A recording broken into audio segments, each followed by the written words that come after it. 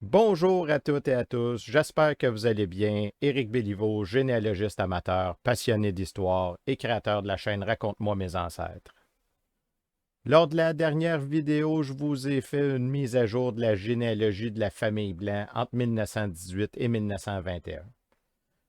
Période très active chez les enfants de François-Auguste et Marie-Louise, puisqu'on ne sera jamais plus de 6 mois sans assister à un mariage, baptême ou sépulture. Cette mise à jour-là nous amène à la vidéo d'aujourd'hui. On se souvient que Charles avait acheté un lot dans le rang 3.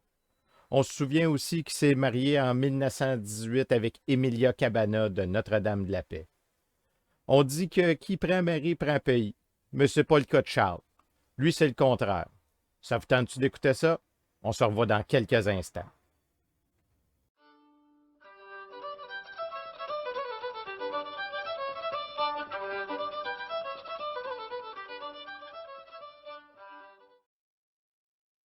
Avant d'entrer dans le vif du sujet, allons voir qu'est-ce qui se passe dans le recensement de 1921. À commencer évidemment par François-Auguste et Marie-Louise qu'on peut voir ici, toujours dans le comté de Suffolk. Avec eux, Pierre qui est rendu à 23 ans, Henri 17 ans, et il y a quelqu'un de nouveau, Joséphine. Mais c'est qui ça, Joséphine? Ben en fait, c'est Célina. Ça, pour le savoir, ben j'ai dû parler à un des membres de la famille. Quand j'ai demandé c'était qui ça, Joséphine, il m'a dit ah ben ça c'est Célina. Elle aimait pas ça qu'on l'appelle Célina, fait qu'on l'appelait ma tante Joséphine. Ah ben voilà. On peut aussi voir son fils, le petit Elzéar Bédard, qui, on se souvient, est né 2 mois après leur mariage. Mais où est Arthur Bédard, le père d'Elzéar et le mari de Joséphine? Il était pourtant au funérailles du petit Émile Charles en décembre dernier. J'ai fait des recherches et j'ai jamais rien trouvé par rapport à une sépulture d'un Arthur Bédard dans le coin. Sinon, eh bien, on a Jean-Baptiste, le plus vieux, qui s'est marié en septembre 1920 avec Florida Laverdure. Eh bien, dans le recensement, on est en juin et il y a déjà le petit Cyprien qui est dans la maison. Ce qui m'indique qu'ils ont recensé après le 11 juin, puisque c'est la date de naissance du petit Cyprien. On a trouvé François-Auguste, Marie-Louise, Célina ou Joséphine, Pierre, Henri. Il en manque un, Charles, qui habite pas bien loin, en compagnie de son épouse Emilia Cabana et ses 2 jeunes enfants, André et Bertha. On constate qu'on a écrit Leblanc comme patronyme dans le recensement. Si je vous ai présenté le recensement de 1921, c'est parce que les documents que j'ai à vous présenter aujourd'hui sont datés du 23 août 1921, soit quelques mois après le recensement. Si dans le dernier recensement, Charles habitait Saint-Émile de Suffolk, eh bien, ce ne sera plus pour bien longtemps, puisque le 23 août 1921, vente par Charles Blanc à Auguste Blanc, première copie, JJO Fréchette, notaire. Bon, je vous lis pas tout, je vous lis les passages importants.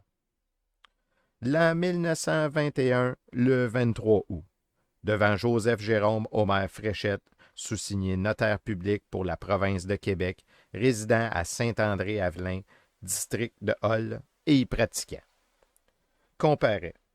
Monsieur Charles Blanc, cultivateur demeurant à Namur, et son épouse, Madame Emilia Cabana, étant autorisés et assistés de son dit époux pour la validité des présentes, lesquels vendent avec garantie de droit et de tout trouble à M. François-Auguste Blanc, cultivateur, demeurant à Namur, et à son épouse Marie Blanc, née Desormeaux, demeurant aussi à Namur, à ce présent et acceptant acquéreur, à savoir un terrain situé dans le 3e rang du canton de Suffolk, ayant comme superficie 90 acres de terre.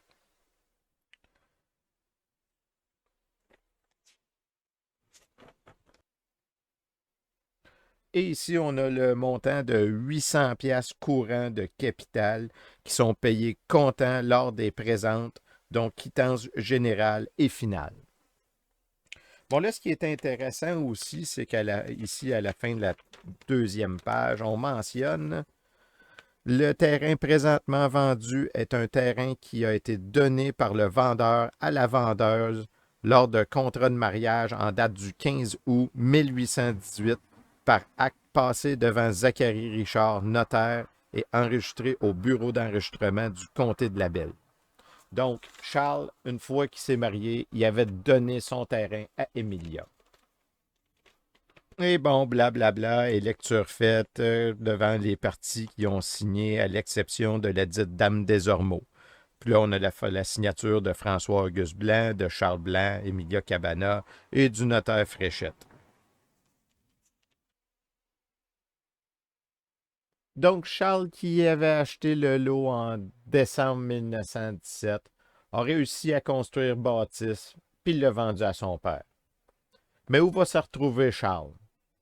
On va le retrouver pas bien longtemps après à Notre-Dame-de-la-Paix, la paroisse de son épouse. Ça veut aussi dire que François-Auguste est rendu avec deux lots. Et puis tant qu'à se rendre à Saint-André-Avelin, pour vous donner une idée, Saint-André, c'est environ à 20-22 minutes d'ici. Donc à cheval en 1921, quand tu vas à Saint-André, tu y vas pour la peine. Puis tant qu'à passer chez le notaire, eh bien François-Auguste va faire rédiger son testament. Et cette fois-ci, ce sera à la dactylo. Le 23 août 1921, testament de Auguste Blanc, deuxième copie, J.J.O. Fréchette, notaire de Saint-André-Avelin. L'an 1921, le 23 août, devant Joseph Jérôme Omer Fréchette, notaire public pour la province de Québec, résident et pratiquant à Saint-André-Avelin, district de Hall. Et en présence de M. Ovila Turpin, cultivateur de Notre-Dame-de-la-Paix, et M. Ferdinand Besson, cultivateur de Namur, témoin qualifié requis. Comparaît. M. François-Auguste Blanc, cultivateur demeurant à Namur, lequel, voulant disposer de ses biens pour après son décès, fait son testament en la manière suivante, savoir. Comme chrétien catholique, je recommande mon âme à Dieu.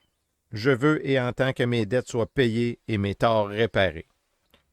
Je veux qu'à mon décès, mon corps soit inhumé avec un service sur le corps et qu'il me soit dit ou chanté des messes pour le repos de mon âme dont la qualité sera à la discrétion de ma légataire universelle ci-dessous.